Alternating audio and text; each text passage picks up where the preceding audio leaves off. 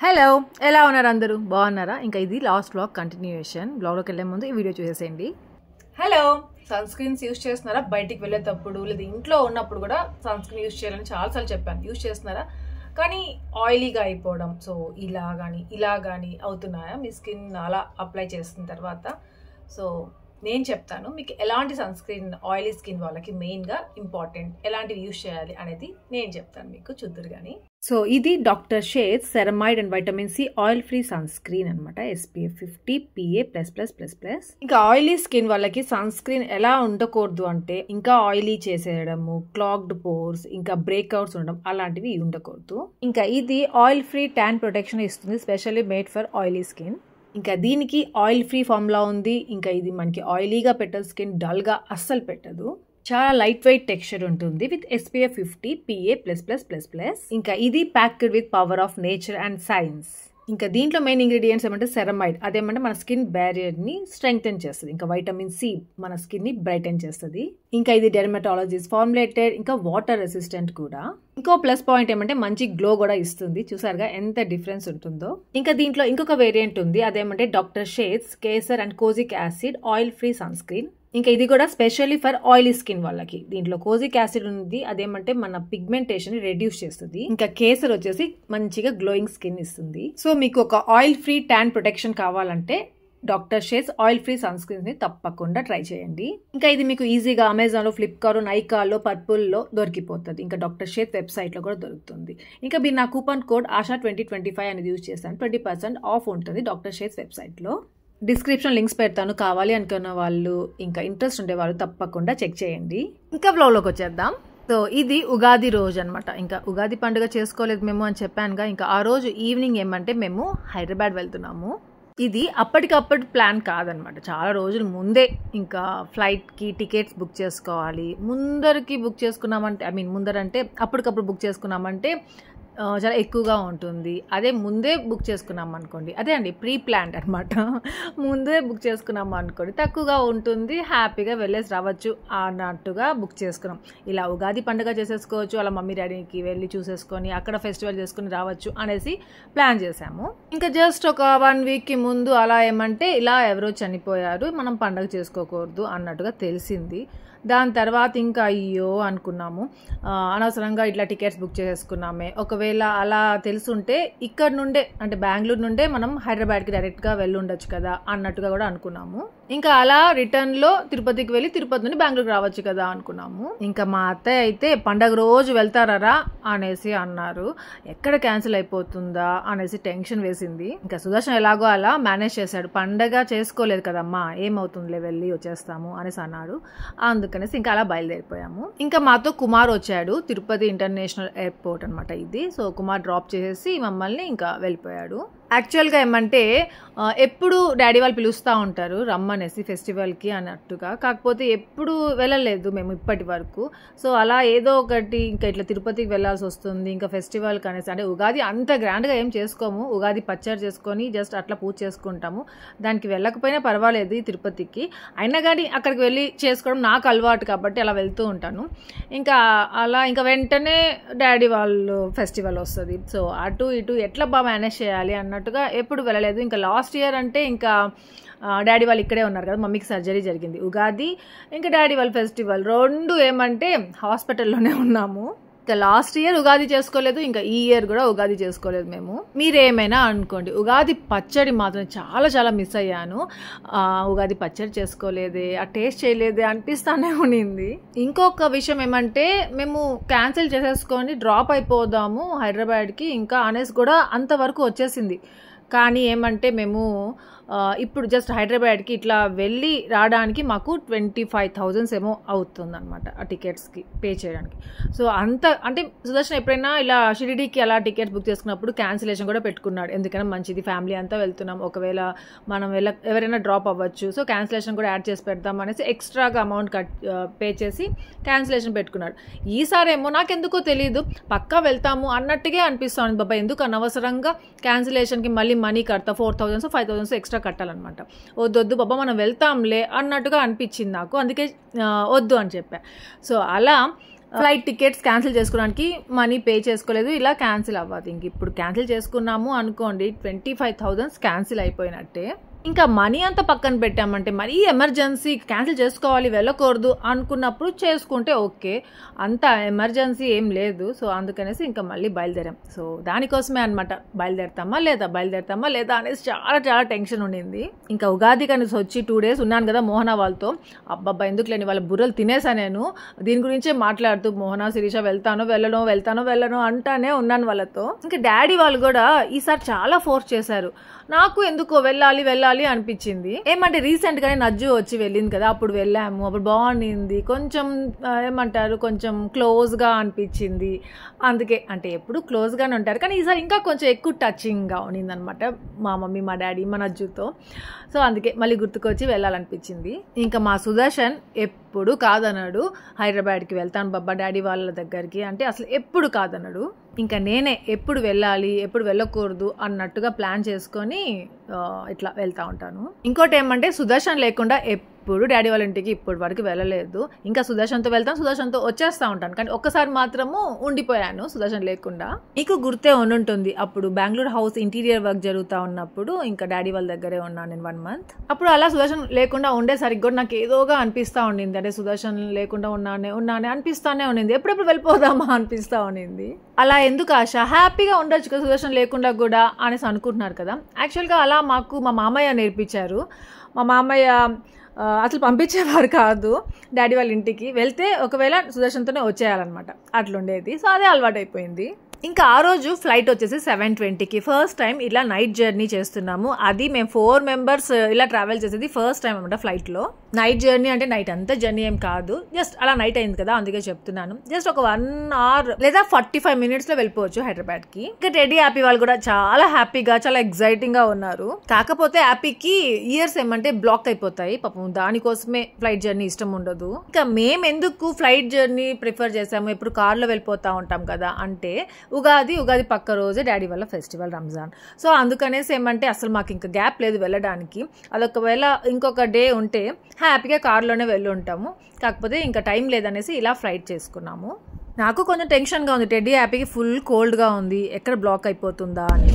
Okay చూడు, first ఇట్లా తిప్పేసి పెట్టేయాలి, మళ్ళీ క్లోజ్ చేసేది. అదే వీడియోగా తీసుకొచ్చమ్మా.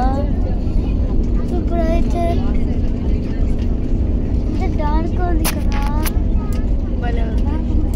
నేను ఫస్ట్ టైం 4 members వెళ్ళాను. డ్యూటీగా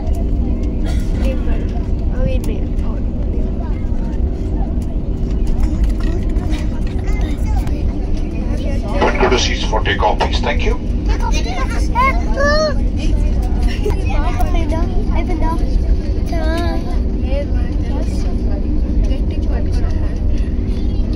ఇంకా లాస్ట్ వ్లాగ్ లో మా సుదర్శన్ కి ఫీవర్ అని చెప్పానుగా, పాపం తగ్గిపోయింది ఎలాగో. నాకు అది కూడా ఒక టెన్షన్ ఉండింది, అరే ఎలాగబ్బా ఎక్కువ అయిపోతే ఫీవర్ ఎట్లా, మరి మనం జర్నీ చేయలేమేమో కదా, సుదర్శన్ ఎట్లా చేస్తాడు అబ్బా, ఎందుకు లేని నా టెన్షన్.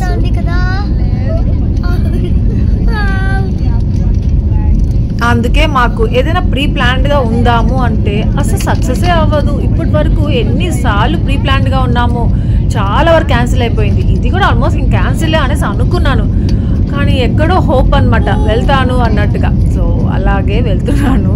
అందుకే నేను మీకు కూడా ముందే చెప్పాను అనమాట, ఒకవేళ చెప్పేసిన తర్వాత మళ్ళీ అది ఫ్లాప్ అయింది అనుకోండి, మళ్ళీ అది కూడా చెప్పుకుంటే బాగుండదు. అందుకే అంటే మీరు అందరూ అంటారు కదా హైదరాబాద్కి వచ్చే ముందు ఒకసారి చెప్పాష అలా అనేసి, ఎప్పుడు చెప్పాలి అనిపిస్తుంది కానీ వెళ్తామో వెళ్ళమో అన్నట్టుగా ఉంటుంది.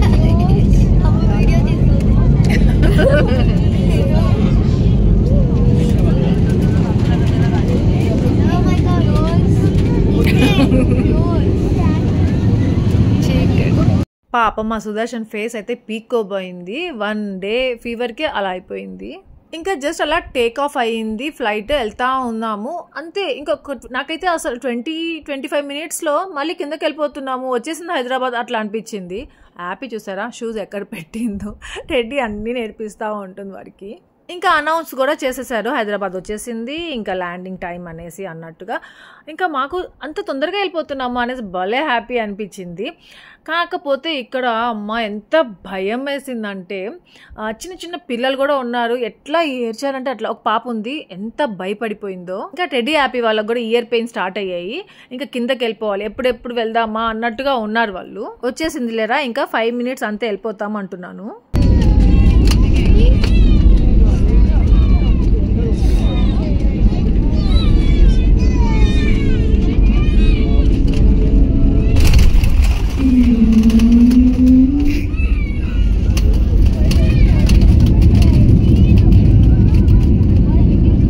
ఇక్కడ చూస్తున్నారా, ల్యాండ్ అయింది ఫ్లైట్, మరి వెంటనే సెకండ్స్లో మళ్ళీ టేక్ ఆఫ్ చేశారు.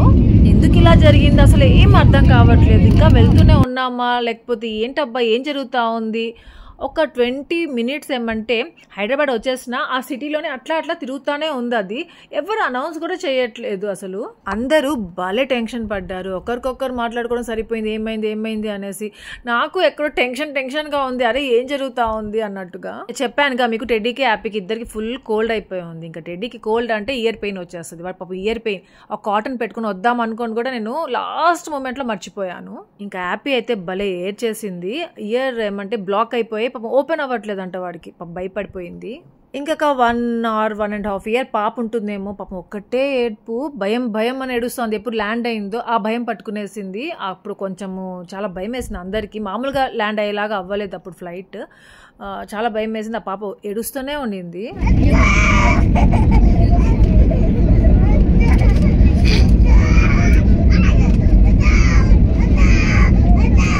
కనీసము క్యాబిన్ క్రూ ఉంటారు కదా, వాళ్ళైనా వచ్చి మాకు చెప్తే బాగుండు అనిపించింది. అంటే పిల్లలు అందరూ ఏడుస్తున్నారు, టెన్షన్ పడుతున్నారు, ఏదో ఒకటి అలాగా రెస్పాండ్ అవ్వాలి కదా అనిపించింది.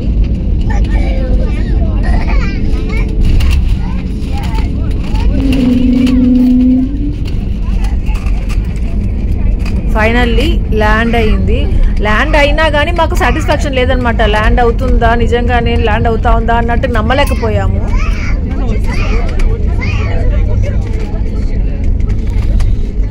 ఇంకా ఇలా హైదరాబాద్ ఎయిర్పోర్ట్ చూసిన తర్వాత హమ్మయ్య అనిపించింది. ఇప్పుడు మేము ఫేస్ చేసిన ప్రాబ్లం ఎవరైనా ఫేస్ చేసి ఉంటే వాళ్ళకి ఈజీగా అర్థమవుతుంది, ఎవరు ఫేస్ చేయలేదు అంటే మాత్రం వాళ్ళకి కొంచెం కష్టమే అర్థం చేసుకోవడము. ఇంకా ఇక్కడతో డిసైడ్ అయిపోయాం, నెక్స్ట్ టైం ఫ్లైట్లో రావద్దు బాబా మనము అనేసి. టెడ్డీ హ్యాపీ వాళ్ళిద్దరు కూడా మనం ట్రైన్లో బస్సులో కావాలంటే వద్దాం బాబా, ఫ్లైట్ వద్దు అనడం స్టార్ట్ చేశారు. యాక్చువల్గా మేము అలా బుక్ చేసేటప్పుడు ఫ్లైట్ వద్దు, ట్రైన్కి బస్కి వెళ్దాం అనేసి అన్నాను.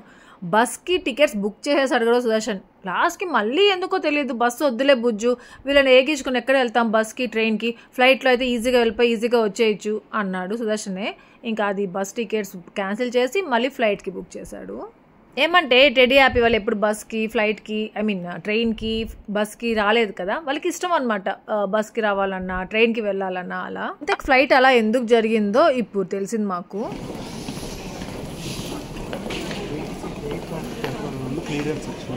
క్లియరెన్స్ ఇవ్వలేదు. కంట్రోల్ టవర్ నుండి క్లియరెన్స్ సిగ్నల్ రావాలంట ఎయిర్ క్రాఫ్ట్ ల్యాండ్ అవ్వడానికి, ఆ సిగ్నల్ రాలేదంట. సో అదేమంటే రన్వే క్లియర్గా లేదని అర్థం. రన్వే క్లియర్గా ఉంటే ల్యాండ్ చేసేసేయచ్చు అనమాట. సో కొంచెం బిజీగా ఉండడం వల్ల అక్కడ ల్యాండ్ చేయకూడదు అన్నట్టుగా చెప్పినట్టున్నారు. సో అలా వాళ్ళు అప్పటికప్పుడే టేక్ ఆఫ్ చేశారు. చాలా చాలా గ్రేట్ అనిపించింది పైలట్ నిజంగా. అప్పటికప్పుడు అంత పెద్ద ప్రాబ్లం కదా అది, చాలా అలా హ్యాండిల్ చేసినందుకు.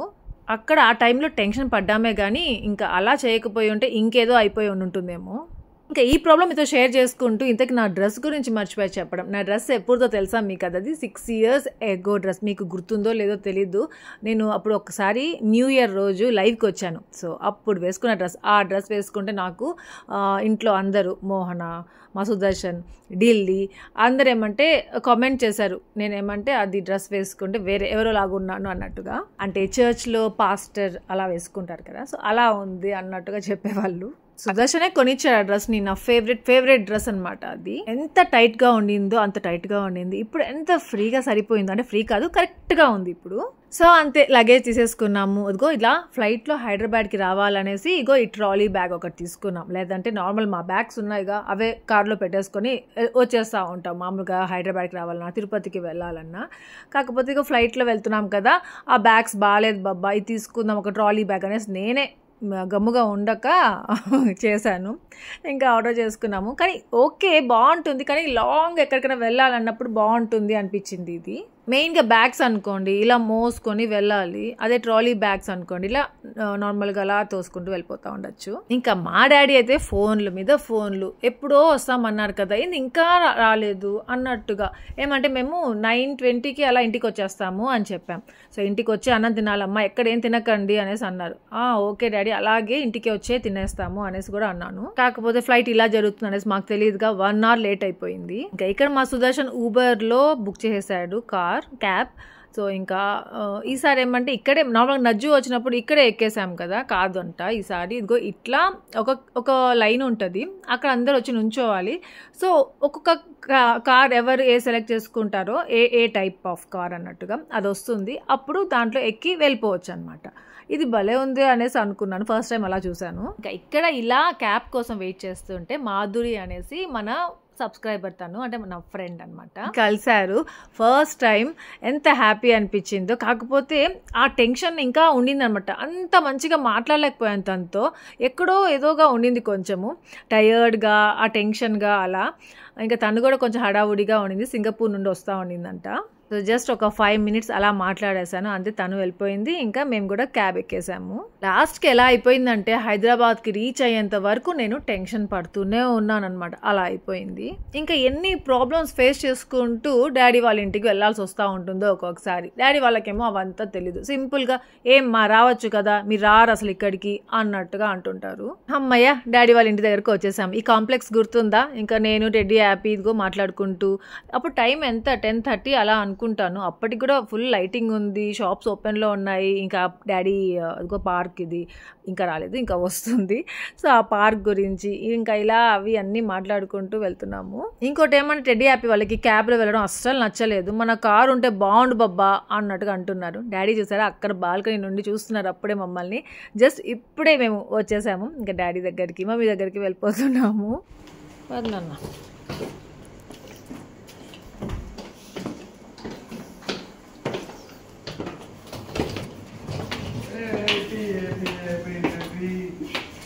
డాడీ.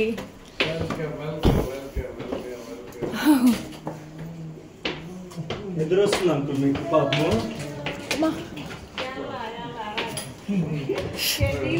డాడీ మమ్మీ మ్యాచింగ్ వేసుకొని ఉన్నారు.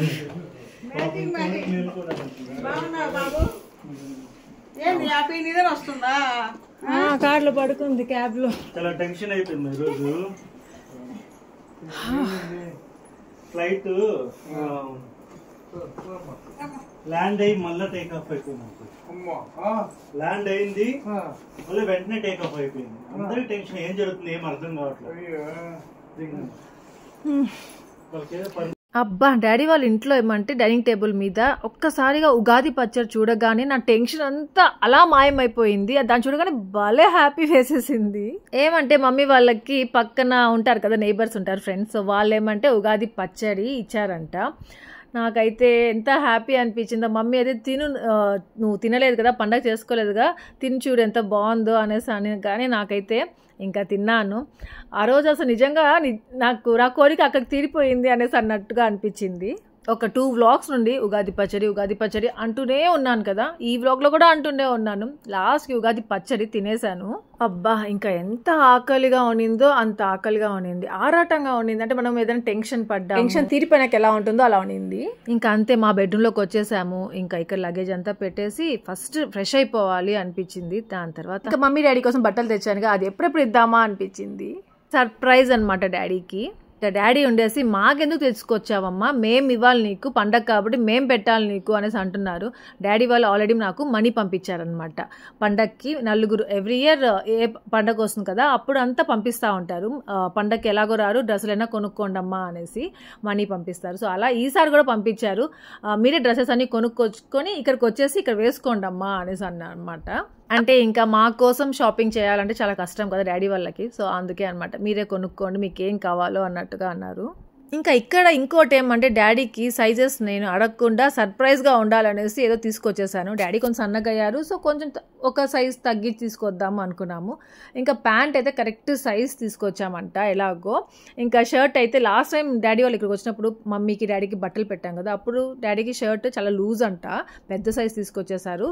ఇంకా ఇప్పుడు కూడా కొంచెం అంటే డాడీ వేసుకున్న సైజ్ కంటే 1 సైజ్ పెద్దదే తీసుకొచ్చినట్టున్నాం ఇప్పుడు కూడా, కాకపోతే లాస్ట్ టైం అంత సైజ్ కాకుండా. ఇంకా ఇవేమంటే రెడీమేడ్ షర్ట్స్ కదా, ఆల్టరేషన్ కూడా చేసుకోలేము. ఈ అబ్బాయిలతో ఇదే ప్రాబ్లం. అదే అమ్మాయిలు అనుకోండి ఎంత మంచిగా ఆల్టర్ చేసేసుకొని హ్యాపీగా వేసేసుకుంటా ఉంటాము. యాక్చువల్గా మేము డాడీకి కరెక్ట్గా మ్యాచింగ్ తీసుకోలేదు, షర్ట్ వేరే కలర్ ఇంకా ప్యాంట్ వేరేగా, ఏదైనా మళ్ళీ ఎప్పుడైనా ఎలాగైనా వేసుకోవచ్చు అన్నట్టుగా మాకు నచ్చింది తీసుకొచ్చేసాము. కాకపోతే చూస్తే అది కరెక్ట్ మ్యాచింగ్ లాగే ఉన్నాయి రెండు. ఇంకా మా మమ్మీ ఏమంటే కిచెన్లో రావడమే లేదు, ఎందుకంటే రేపు పండగ కదా, రేపు మార్నింగ్ ఇంకా పాపం చాలా బిజీగా ఉంది, ఏదో రెడీ చేసుకుంటాం. మమ్మీ రా మమ్మీ అని పిలుస్తూ ఉంటే కూడా రావట్లేదు. ఫైనల్లీ వచ్చింది ఇప్పుడు. ఏమంటే నాకు చాలా టయర్డ్గా ఉంది, ఎప్పుడెప్పుడు వెళ్ళి పడుకునేద్దామా అన్నట్టుగా ఉందన్నమాట నాకు. ఇప్పుడే ఎందుకు, రేపు మార్నింగ్ ఇచ్చుండొచ్చు, కాకపోతే ఎందుకో నాకు ఇప్పుడే ఇచ్చేయాలనిపించింది మమ్మీకి డాడీకి బట్టలు. ఇంకా మమ్మీ శారీ ఏమంటే మమ్మీకి నచ్చిందో లేదో పక్కన పెట్టేస్తే ఫస్ట్ మా డాడీకి నచ్చాలన్నమాట. మా డాడీకి చూపిస్తుంది ఎలా ఉంది, మా డాడీ బాగుంది అంటే అది బాగుంది, బాగాలేదంటే అది బాగాలేదు, అలా అనమాట ఫిక్స్ అయిపోయి ఉంటుంది మా మమ్మీ. ఇంకా మా డాడీ అయితే అస్సలు మొహమాటమే ఉండదు, కరెక్ట్గా అలా చెప్పేస్తారు, బాగుంటే బాగుంది అనేసి లేదంటే లేదనేసి. ఫైనల్లీ ఎలా అంటే ఇద్దరికి నచ్చింది, చాలా బాగుంది అన్నారు. ఇంకా మీకు మా ఆంటీ గురించి చెప్తుంటాను కదా, అన్ని కలర్స్ ఉంటాయి, అన్ని టైప్స్ ఆఫ్ శారీస్ ఉంటాయి, ఏ తీసుకెళ్లాలో అర్థం కదా అనేసి. ఇంకా మా మమ్మీ గురించి కూడా అంతే అనమాట, అన్నీ ఉన్నట్టే ఉంటాయి, ఏ కలర్ తీసుకెళ్దామా అనేసి తెలీదు. సో కన్ఫ్యూజింగ్గా ఉంటుంది. బాయ్, గుడ్ నైట్ ఆపు, గుడ్ నైట్ ఆపు. మళ్ళీ కొంచెం తర్వాత వేసి ఆఫ్ చేసేసుకోండి, వాళ్ళకి కోల్డ్ కదా అందుకే ఆఫ్ చేయమన్నాను. సో ఇక్కడితే వ్లాగ్ ఎంజాయ్ చేస్తున్నాను. నచ్చితే లైక్ చేయడం మర్చిపోవద్దు. Thank you for watching, take care, bye.